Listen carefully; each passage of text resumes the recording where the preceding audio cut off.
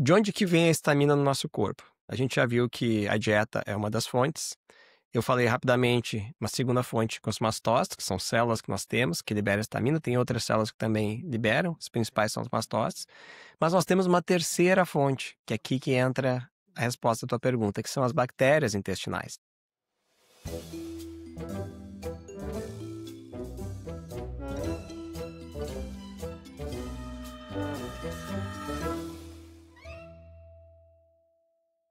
Olá, Andréia, tudo bem? Tudo, e você, Carol? Tudo ótimo. Bom, sejam muito bem-vindos a mais um episódio do nosso podcast A Raiz do Problema. E hoje nós temos um caso bem interessante. Vamos lá? Com certeza, vamos lá. Começando, sabe aquele jantar de sábado que parece inofensivo, com vinho, queijo, uma conversa boa e de repente começam vários sintomas? Um calor no rosto, um nariz que coça, dor de cabeça, o coração começa a acelerar. Pois é. Isso não é coincidência. A gente tem aqui hoje o caso de um paciente de 32 anos, corredor amador, que relatava dor abdominal, coceira, vermelhidão depois de consumir vinho e queijo aos sábados. Exatamente. E os exames dele mostraram o quê? Que a DAO dele estava muito baixa, que a estamina urinária estava alta e o teste positivo para SIBO e o teste deu positivo para SIBO. Ou seja, né, um clássico, né, Carol, de intolerância à estamina. Exatamente. É curioso saber que existem gatilhos que são comuns, como o álcool, o uso de anti-inflamatórios não esteroidais, um sono noturno não reparador, atividade física intensa, estresse, são gatilhos. É o corpo pedindo pausa. É como se começassem a haver sinalizadores onde fazem com que esse indivíduo precisa de atenção. Exato. E a gente ouve falar muito dessa estamina, né, Carol? Mas pouca gente sabe realmente o que ela é. Carol, como você explica para nós o que é a estamina de uma forma simples, didática, né, para a gente entender um pouco mais sobre como ela funciona no organismo? Bom, a histamina é uma molécula fundamental, produzida pelo nosso corpo, mas também é encontrada em alimentos. Então, nós temos produção endógena e a gente tem mecanismos também de consumo de alimentos que aumentam a própria histamina, além disso, relacionados a alguns medicamentos, estresse, álcool, como eu mesmo mencionei. Ou seja, é como se o nosso corpo não conseguisse eliminar esse excesso dessa molécula que se encontra na luz do intestino e também ligada a receptores que a gente tem espalhados por todo o nosso corpo, por isso a variedade de tantos sinais e sintomas. Interessante que ele é uma molécula natural, né, do corpo, produzida e de repente a gente percebe que ela pode sair do controle e trazer uma série de sinais e sintomas, né? Exatamente. E aí é que entra essa enzima com um nome diferente, de aminoxidase, que a gente mencionou aqui, mas que nós vamos falar ainda mais sobre ela. A histamina transborda e aí o corpo não sabe como fazer com esse excesso de histamina. Legal. A gente viu também um podcast do Dr. Mark Hyman, que é o pioneiro da medicina funcional integrativa nos Estados Unidos, que a gente vai colocar na descrição aqui, falando de uma forma perfeita isso, né? Parece que quando a pessoa tem intolerância histamínica, o corpo perde o equilíbrio e ele entra como se fosse um alarme que não para de tocar, né? Exatamente. Bom, mas a respeito desse caso, eu acho bem interessante a gente poder trazer uma ajuda. O que você acha? Eu acho essencial. Tá certo? Então, para isso, a gente vai chamar uma pessoa que vai trazer luz e verdade a esse caso, porque é assim que ele se comporta. Nós vamos chamar um médico que é casado com Kátia, pai de Thaís, Lívia e Gabriela, otorrinolaringologista, o primeiro otorrino formado pela Academia Brasileira de Medicina Funcional Integrativa. Seu nome é Dr. Bruno Neto. Seja muito bem-vindo, Dr. Bruno, ao Raiz do Problema. Olá, minhas queridas amigas, doutora Caroline, doutora Andréia. Que privilégio estar aqui com vocês, participando do Raiz do Problema. E desde que eu conheci vocês, já comecei a acompanhar, né, todo esse movimento e tenho visto o quanto vocês têm trazido temas interessantíssimos de uma forma leve e de uma forma instrutiva. Então, estou muito feliz de estar com vocês aqui para trazer esse tema que eu falo com muita alegria, porque é o que eu faço no dia a dia. Então, falar sobre estamina, falar sobre intestino, falar sobre esse eixo das vias aéreas com o intestino e como a estamina está participando desses processos, é algo que é frequente para mim no consultório e é algo que também abriu na minha prática médica um novo horizonte, porque, como vocês sabem, muitas vezes os pacientes, como é esse caso que vocês trouxeram aqui hoje, eh, eles trazem sintomas um pouco diferentes, sintomas que não estão no script tradicional que nós aprendemos na faculdade, nos cursos e mesmo nas residências. Então, depois, né, como a Carol trouxe muito bem, essa formação funcional integrativa que abre horizontes, que mostra novas possibilidades, que nos faz aprofundar de novo na fisiologia, na bioquímica, a gente consegue entender esses processos melhor e aí, consequentemente, trazer resultados melhores para os nossos pacientes. Então, muito bom estar aqui com vocês para a gente tratar desse tema. Legal. Seja muito bem-vindo, Bruno, seja muito bem-vindo. Então vamos lá, a gente está com esse caso de suspeita aí, né, de intolerância histamínica. A gente Uhum. sabe que você atende muitos pacientes com sintomas respiratórios e digestivos ao mesmo tempo, como você mesmo mencionou. E aí eu queria te trazer uma pergunta. O que te chama a atenção nesses quadros e aonde geralmente você percebe que começa esse desequilíbrio? Uma pergunta, Carol. Esse quadro, até nesse paciente, é muito ilustrativo, porque observem que depois de uma refeição em que havia alimentos com uma quantidade, uma densidade maior de estamina, ele passa em minutos ou poucas horas depois a ter sintomas. Primeiro, né, então trazer quais são os alimentos que contêm mais estamina, geralmente os alimentos mais conservados, né? No histórico dele a gente tem a questão do vinho e do queijo, que são os clássicos, tá? É Uhum. muito frequente a associação de sintomas com essa dupla.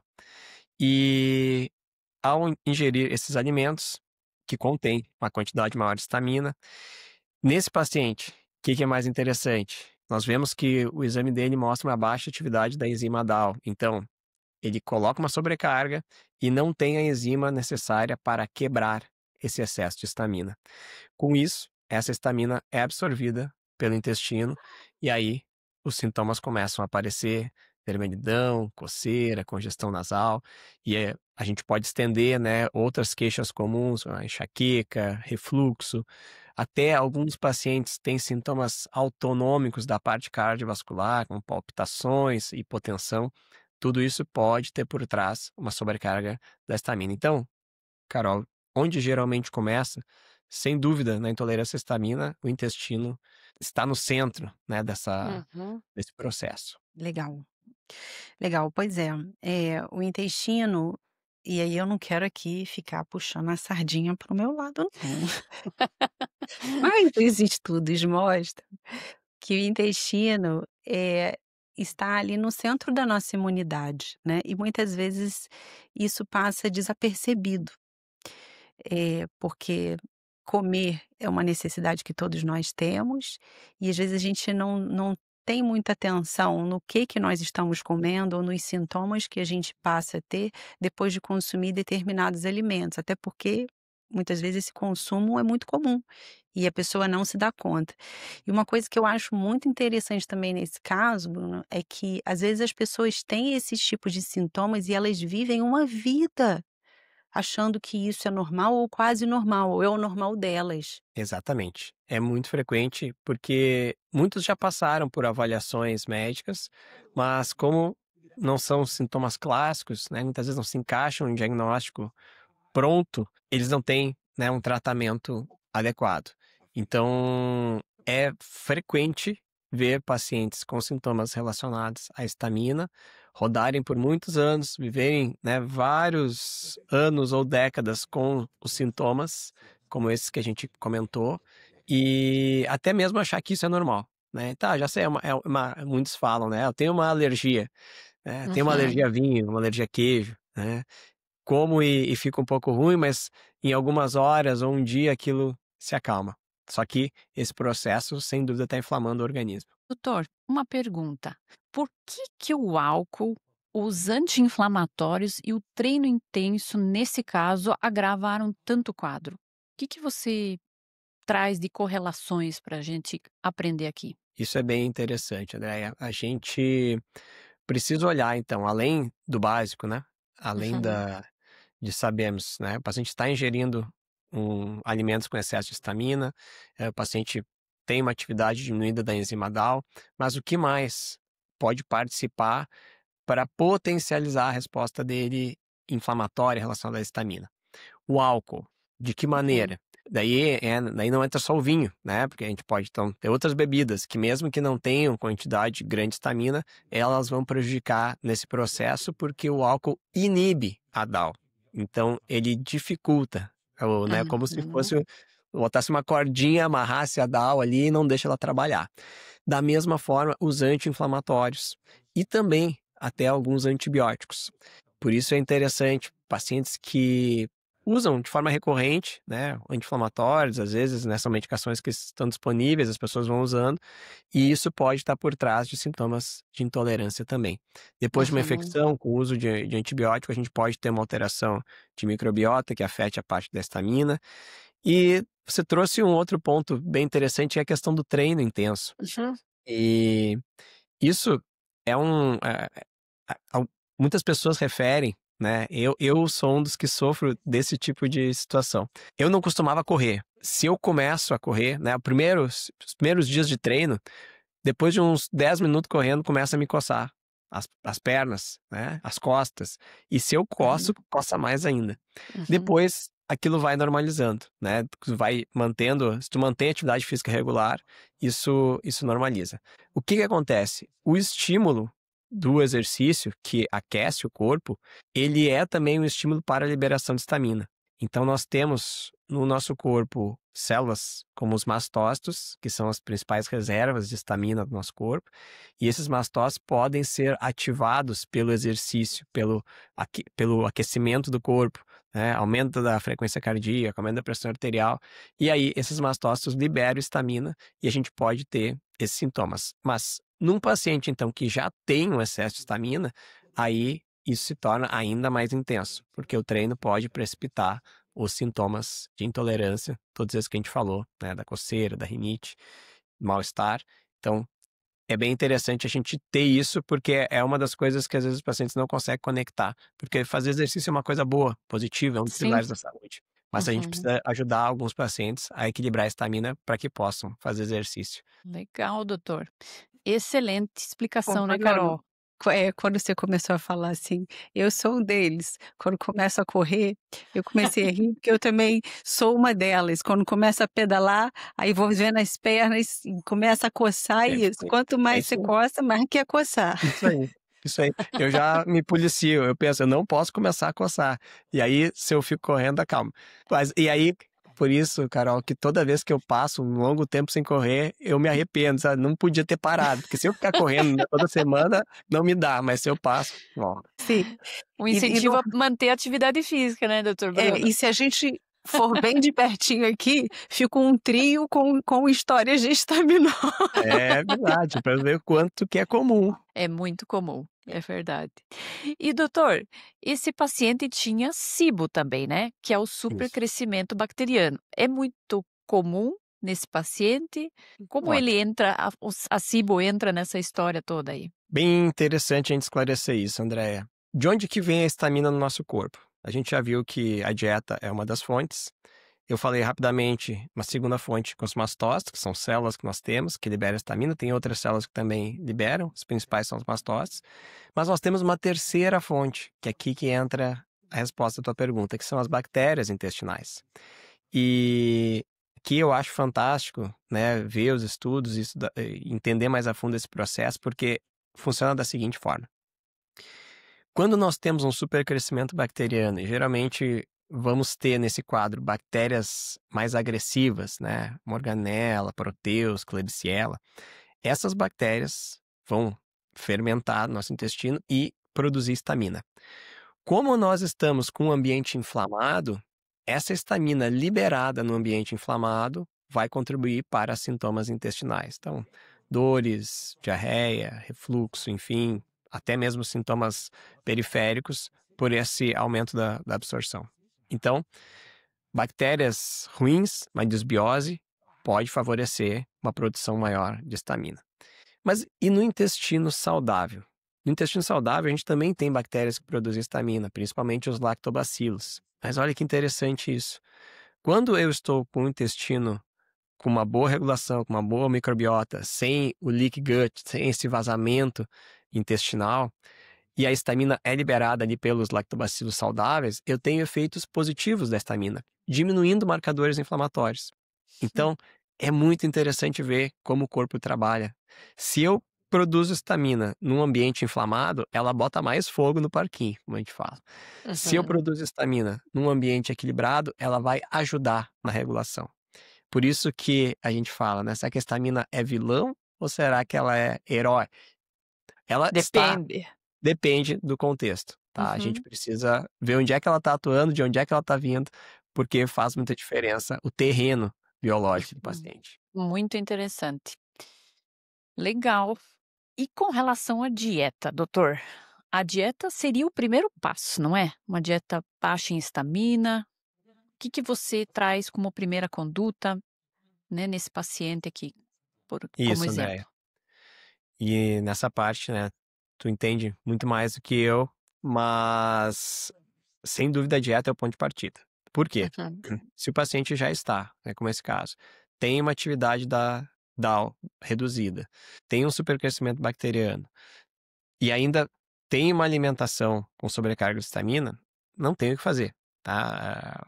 Se ele ingerir, ele vai ter sintomas. Então, a primeira etapa de um manejo dos problemas de intolerância à histamina tem que passar por uma dieta baixa em histamina. E aí, eu reitero sempre, não me canso de dizer da importância do trabalho da nutricionista no manejo conjunto desses pacientes, né? Esses dias, Carol, André, eu vi um videozinho, né, um desses memes no Instagram, em que só apareciam as imagens, aí chegava alguém com um papelzinho assim numa roda, né, que tava todo mundo esperando, ele botava o papelzinho no meio da roda, e aí aparecia a frase: meu médico me receitou uma dieta. E aí todo mundo levantava as mãos e saía embora dizendo: ah, não é só foto, né?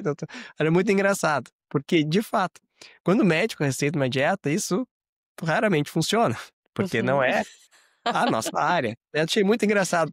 Tava todo mundo esperando. Quando eu chegava, dizia, o médico me deu a dieta. Todo mundo, não, eu não quero saber.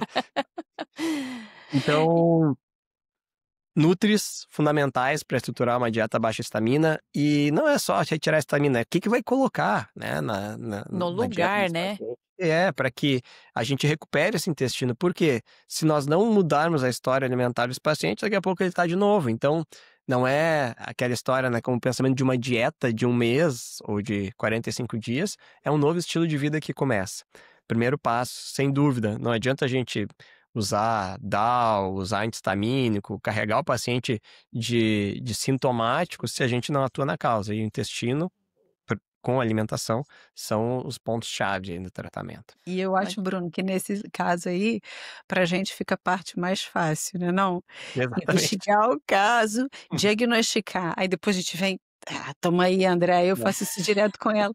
Aí ela vai tirar tipo um pergaminho, assim, para Sim. poder apresentar ao paciente quais são os alimentos ricos em histamina. E o duro é o seguinte, né? Alguns são alimentos bastante saudáveis, né? Verdade. Então, até posso colocar aqui, eu também tenho problema com isso. Isso foi o motivo que me levou a estudar, né? O que aconteceu? Eu descobri no exame genético uma redução muito acentuada da enzima DAO. Mas até eu descobrir isso, eu fiz pós em medicina funcional, pós em enterologia, e daí de repente fiz o exame genético, né, com a biogenética, e daí você descobre, opa, eu tenho uma redução da enzima DAO. Então isso trouxe para mim também, assim, você vai aprendendo a manejar ela, né? Isso não é uma coisa, é para a vida. Então, por exemplo, quem tem uma redução na produção dessa enzima precisa manejar isso para o resto da vida. Não é algo pontual, não é uma dieta restrita que vai resolver ali, né? Mas você vai administrando com a enzima, você vai tendo que fazer esse controle, né? Opa, já comi tomate, agora já comi aquilo, puxa, vamos, né? Você vai fazendo um manejo, né? Isso. E eu acho que, André, é interessante como tu trouxe que alguns alimentos naturais, bons, que podem estar envolvidos. Fermentados, pepino azedo Isso é e muito outros, importante. né? Muito importante que quem nos ouve aqui e assiste, veja, entenda isso. Por isso que é tão importante a Nutri, porque a gente sabe que comer de forma natural é um ótimo caminho, mas às vezes a gente precisa de uma ajuda até para dentro do natural escolher as melhores opções. Exato. Eu contei para Carol, né, que no meu processo, até eu descobri, eu não entendi, eu tinha comido pepino azedo da feira, né, fermentado, e no dia seguinte, para mim, acontecia da pálpebra abrir, eu acordava com a pálpebra bem inchada. Meu Olha. sintoma era esse. E até eu descobrir isso, quando eu fiz o exame genético, que daí eu falei, ops, tá aqui o negócio, né? É o Sim. pepino azedo, Começou a encaixar. o molho de tomate. Então, assim, daí fui aprendendo a manejar, né? Isso foi muito bom, porque trouxe bastante experiência pra gente atender bem os pacientes aí também, né? Com essas condições aí. Não, e eu tenho certeza que quem está nos vendo vai começar também a fazer esses diagnósticos em si, porque a histamina ela é aquela pecinha do quebra-cabeça que às vezes estava faltando para tudo fazer sentido. Então, com certeza, nós vamos ver nos comentários aqui quem mais estava sofrendo disso e esse vídeo ajudou a elucidar, né? Legal. E acaba que o paciente precisa ficar de mãos dadas com a Nutri, né? Eu comento aqui, Bruno, que a Andrea, ela é nutricionista, mas antes ela é coach em nutrição. Eu já te falei isso, não, né? Não, Pois é. Na verdade, a Andrea era uma engenheira de alimentos, trabalhando lá. Eu tô falando da sua vida, Andrea. tem alguém que estudou foi a Andrea. É, Nossa. exato. Então, trabalhava lá na indústria, tentando fazer com que os alimentos ficassem mais palatáveis e vendessem mais. Aí, num dado momento, olha que vergonha, eu falando da vida dos outros. Aí, Pode a Andrea falar, vai, Carol. quero ajudar na saúde. Aí, faz um coach de nutrição. Agora eu vou falar sério, assim, trabalhando junto, o que eu percebo? Que tanto a formação dela como nutricionista e, assim, dentro de um cenário de mais maturidade e empatia, porque o nutricionista, aliás, todo profissional de saúde precisa ser empático, né? E quando a gente vai mexer no prato de alguém, opa, quando eu boto uma comida no meu prato, vem alguém mexer no meu prato? Como é que é isso? Né? Mas a formação dela como coach, eu acho que traz uma bagagem daquela coisa igual um treinador de um atleta, sabe? Eu vejo isso, meu marido é professor de educação física, né? E ele dá aula para criança pequena.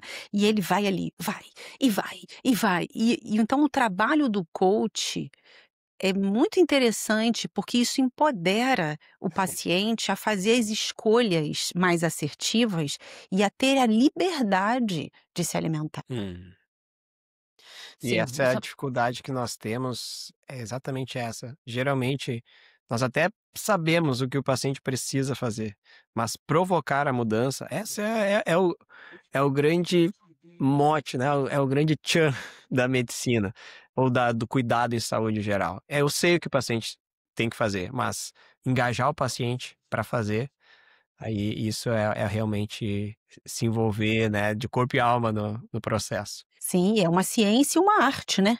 Isso aí. Mas É. aí vem o que a gente tem trazido aqui, Bruno, que é a questão de educar o paciente, né? A gente tem conversado bastante sobre isso, educar para que isso vai trazendo mudanças, né?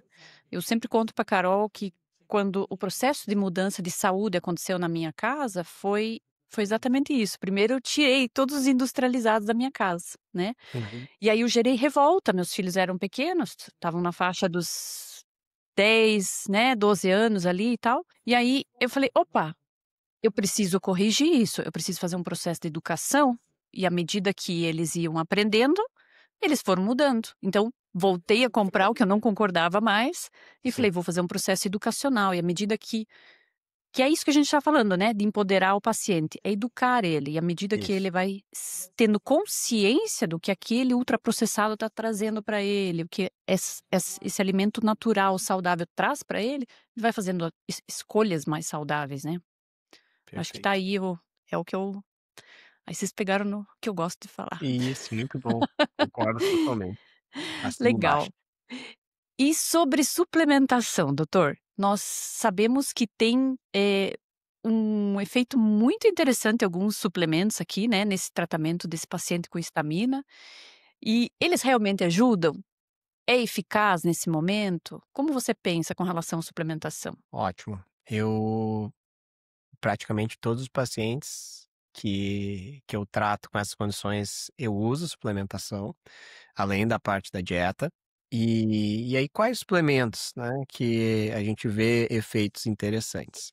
A própria suplementação da enzima DAO, que uma vez que ela seja de boa qualidade, que seja numa cápsula resistente para não degradar tudo ali no ácido do estômago e chegar lá no intestino delgado, que é onde ela vai agir de fato, né? Se for, né, esse tipo de DAO, ela tem efeito, a literatura mostra benefício, geralmente é usado 20 a 30 minutos antes da refeição, em que você vai ter uma sobrecarga de estamina.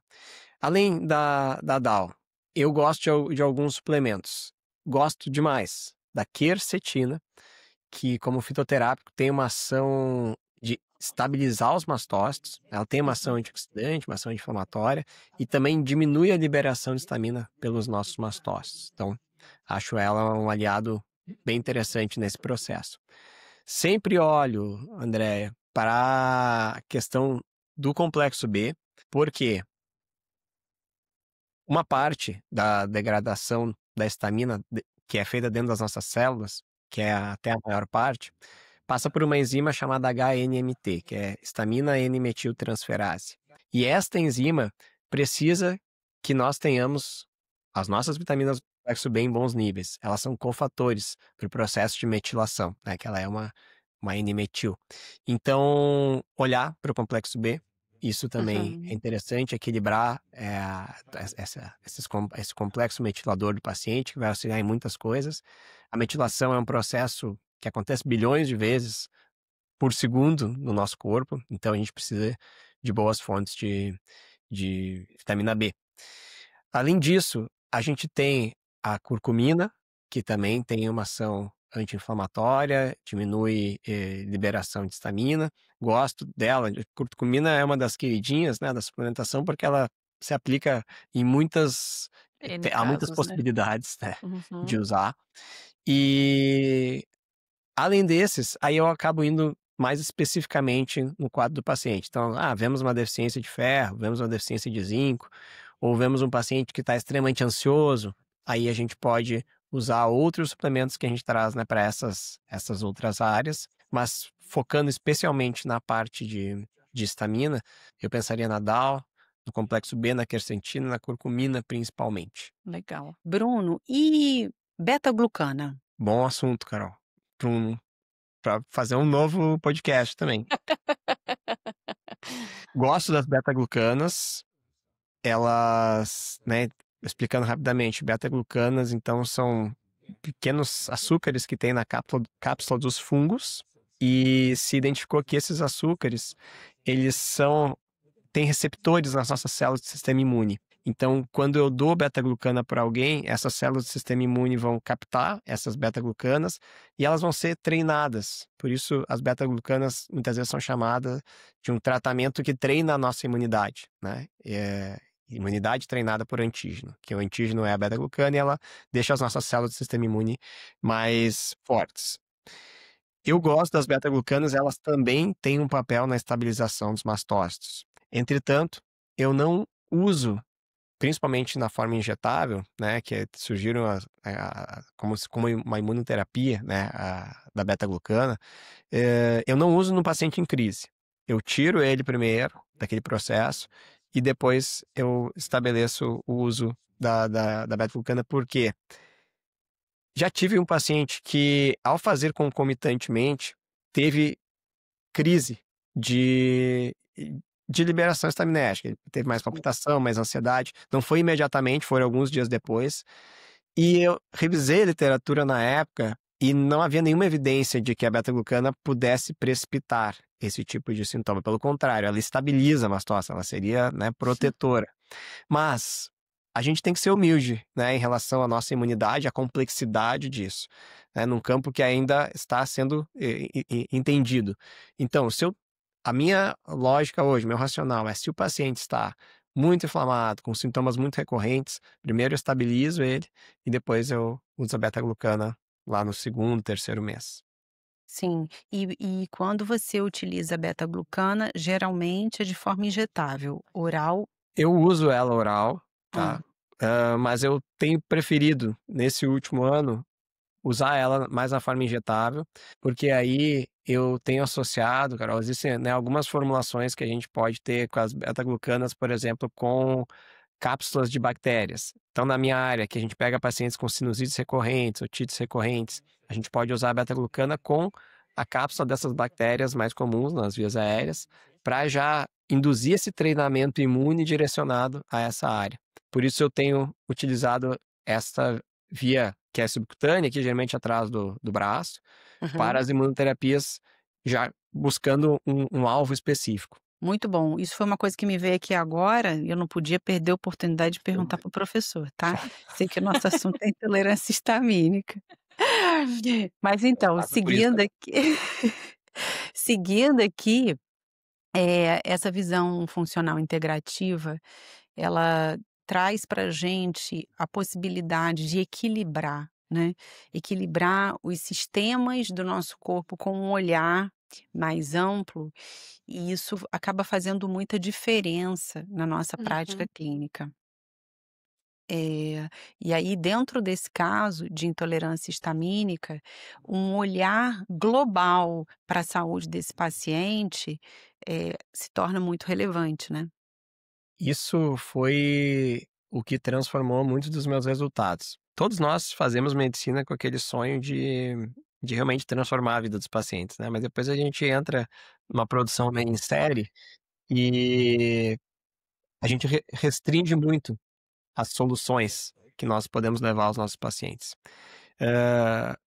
Como eu disse, na minha área, né, otorrinolaringologia, a área que lida com alergias, doenças respiratórias, que muitas vezes via pacientes com esses quadros e tinha um pequeno arsenal de estratégias para lançar mão depois que a gente mergulha e tem essa visão global e entende essas variáveis, né, como a histamina, como a ativação mastocitária, quanto os recursos da suplementação. Nossa, a gente aí já não tem mais uma maletinha de ferramentas, a gente tem um container de coisas para fazer.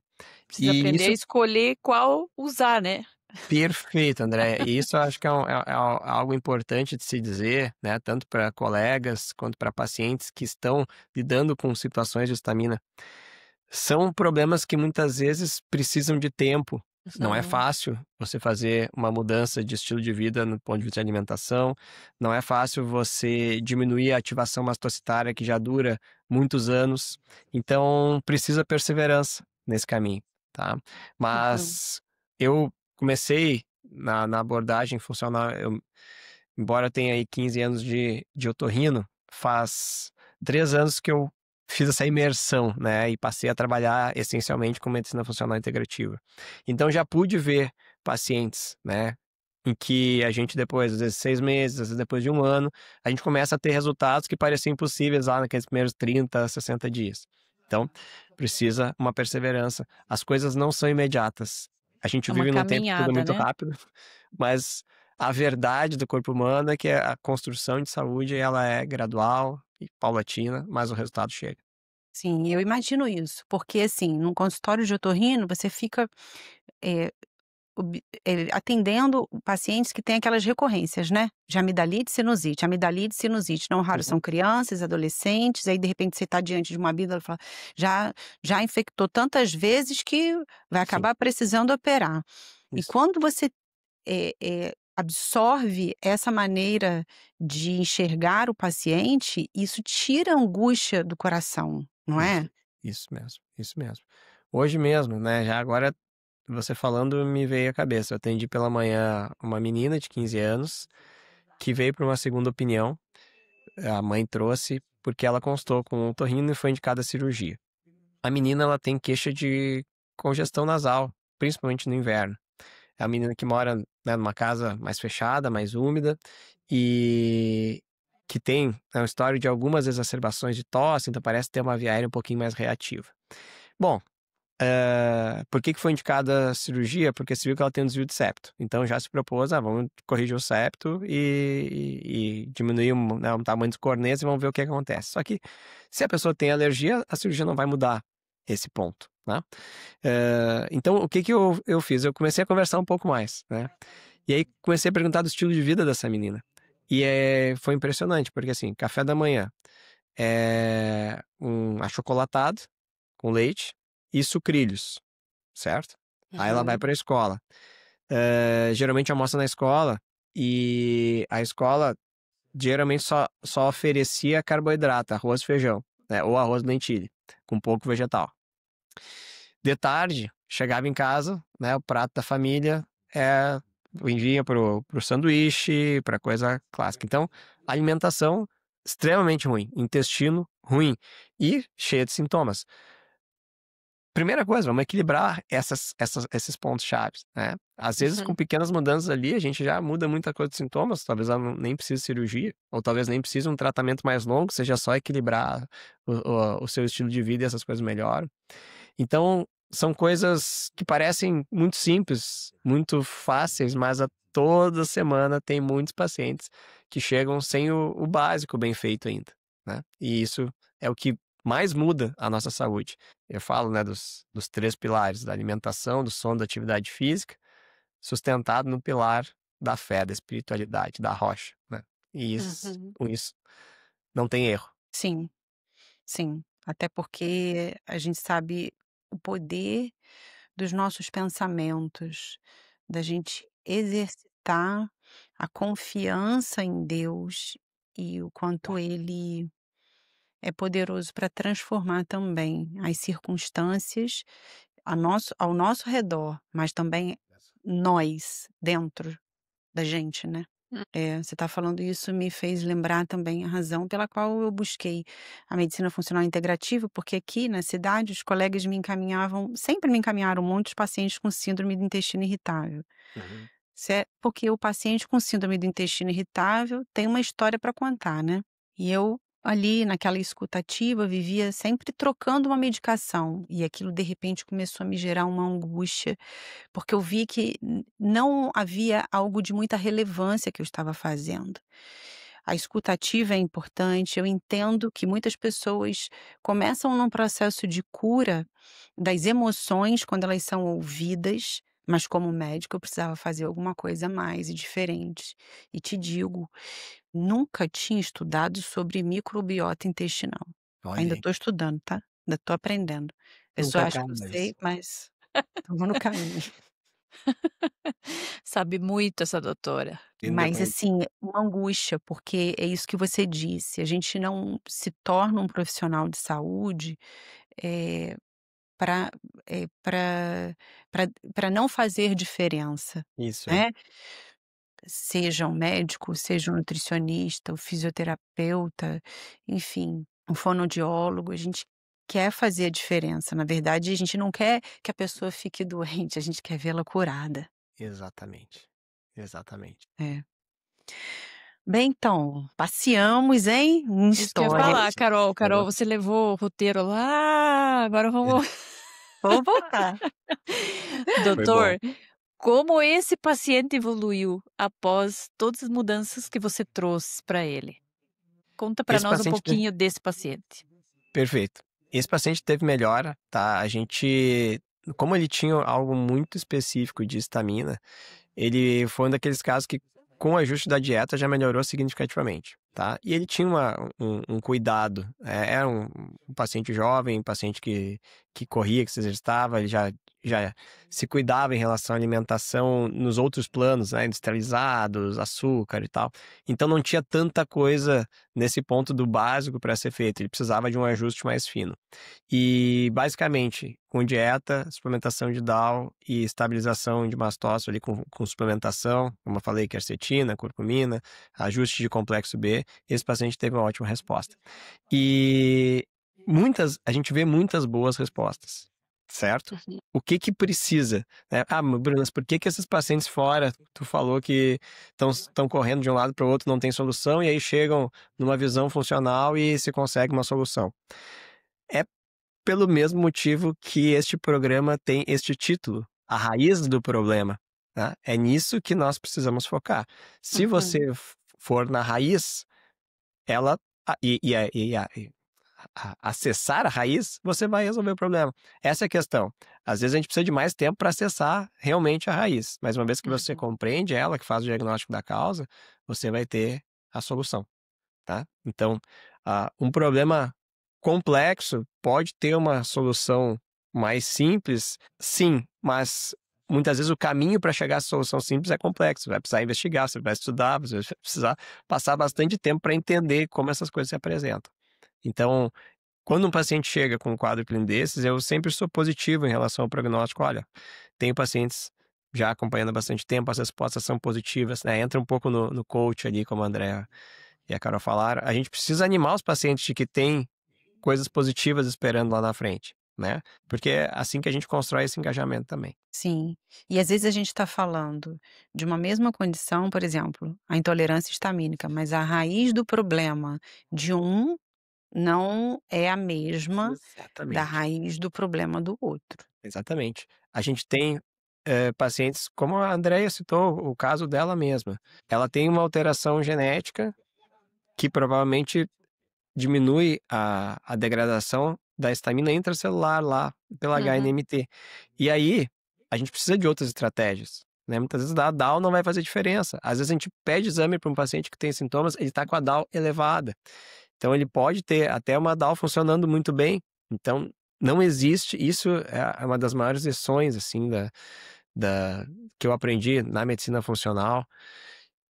Não existe um protocolo para todo mundo, embora muito se divulgue, né? E as pessoas falam da medicina integrativa, o protocolo X, o protocolo Y, não. Quem realmente faz de forma séria não aborda os pacientes de forma protocolar, no sentido, tá aqui o kit X que se aplica para todos os pacientes que têm intolerância à histamina. Não, porque o caso da André vai ser um, da Caroline vai ser outro, do Bruno vai ser outro, e a gente tem que olhar particularizado cada paciente. Isso também é uma dos principais pontos que nos faz ter melhores resultados. Maravilhoso essa conversa, hein, Carol? É. Trouxemos o convidado, né? Imagina, vocês são Bruno, demais, eu foi agradeço. muito bom ter você com a gente aqui. É exatamente isso que esse foi o motivo, né, que o Raiz do Problema nasceu. A ideia é trabalhar alinhado, né, com o que a medicina funcional nos trouxe, né, de ensinamentos, né, e trazer essa esse conhecimento às pessoas, né, que muitas vezes não é fácil chegar na raiz, mas Sim, que chegando na raiz a gente resolve o problema, né. é isso. E que bom que vocês tomaram essa frente, né, de dedicar essa energia, esse tempo e o conhecimento que vocês têm para trazer não só esse tema dessa mina, mas como todos que vocês têm trazido aqui nos demais programas que são interessantíssimos. E eu desejo todo sucesso do mundo para vocês, merecem, tá? São pessoas com um coração incrível, profissionais muito qualificadas, e eu estou realmente muito lisonjeado, feliz de ter participado com vocês desse Raiz do Problema. Espero que nós tenhamos mais podcasts para conversar no futuro. Sim, Com sim. certeza, né, Carol? Bruno, muito obrigada. Com certeza. Já fico pensando aqui no outro caso, já te falei e tal. Fico fico pensando em outros casos.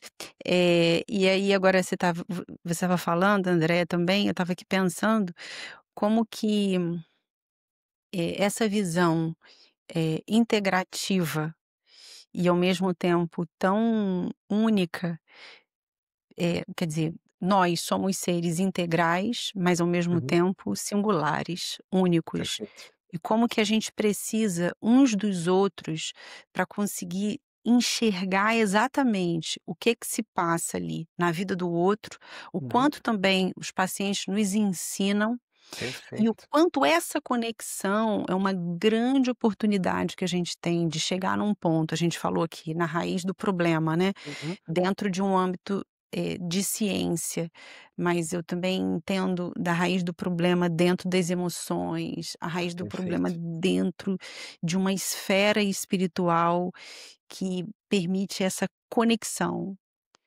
Perfeito. entre nós e nossa com Deus. Perfeito, Carol. Tu falou um ponto que eu diria assim, né, para qualquer pessoa, o que mais diferencia hoje a consulta que eu faço hoje da consulta tradicional que eu fazia antes, né?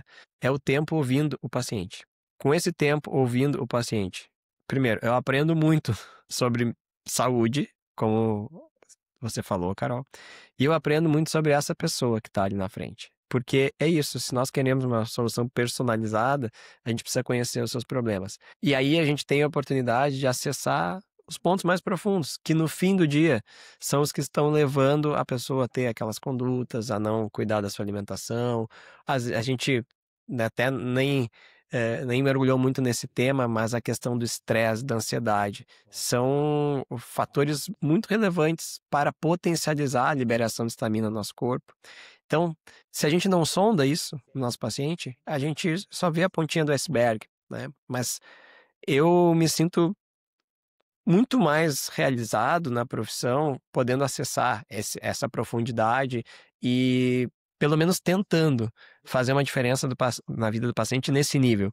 Porque quando eu olho, né, os motivos que me trouxeram até aqui para fazer medicina, eu vejo que essa questão da gente realmente poder tocar uma alma ali, fazer diferença na vida dela, é o que nos move. Então, por isso que você falou muito bem a meu respeito no começo, que a medicina funcional integrativa mudou a minha forma de fazer e de ver a medicina por isso. Ela me deu a oportunidade de trazer aquela centelha, né, daquele menino que um dia entrou na faculdade, imaginando fazer realmente a diferença na vida dos pacientes, mas que foi meio apagado lá no cantinho. A funcional reabriu, né, botou oxigênio nessa chama para fazer a diferença. E isso é incrível. Sim, eu creio que é isso que Deus espera da gente, sabe? Ser mais, ser total, não segmentar. Verdade. Não segmentar as pessoas, não segmentar os fatos, não segmentar, as circunstâncias, mas ter uma visão maior e mais profunda do outro, né. Perfeito. É isso. Como é que a gente vai terminar agora essa conversa? Termina aí, Andréia. Recado, André, recado final. Se o episódio fez sentido para você, você que está nos ouvindo aqui hoje, se você tem sintomas, né, como dores de cabeça frequentes, ansiedade, irritabilidade, às vezes distensão abdominal, como você viu hoje, são N sinais e sintomas. Por favor, compartilhe esse episódio com pessoas que estão precisando, porque a ideia aqui é realmente ajudar pessoas, né, estender a mão aqui de uma forma gratuita, né? E nós estamos aqui trazendo muito conhecimento para compartilhar e ajudar as pessoas. Então, se você gostou do episódio, compartilha, que nós vamos estar fazendo mais conteúdos e daqui a uns dias nós esperamos ter o Dr. Bruno para mais um episódio. Dr. Bruno, mais uma vez, muito obrigado por estar conosco aqui hoje. E eu que agradeço. Fiquem com Deus. Fique com Abraço. Você Deus. também. Tchau. Obrigada. Obrigada, Andréia.